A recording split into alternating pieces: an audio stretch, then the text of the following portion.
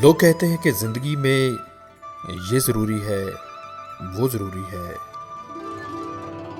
میں آپ کو بتاؤں کہ زندگی میں کچھ بھی ضروری نہیں ہوتا، نہ مال، نہ اولاد، نہ رتبہ، نہ لوگوں کی محبت۔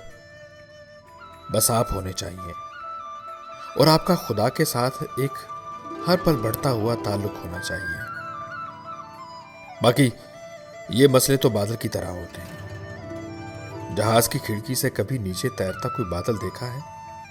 اوپر سے دیکھو تو وہ کتنا بے ضرر سا لگتا ہے، مگر جو اس بادل کے نیچے کھڑا ہوتا ہے نا، اس کا پورا آسماں بادل ڈھانپ لیتا ہے، اور وہ سمجھتا ہے کہ روشنی ختم ہو گئی ہے اور دنیا تاریک ہو گئی۔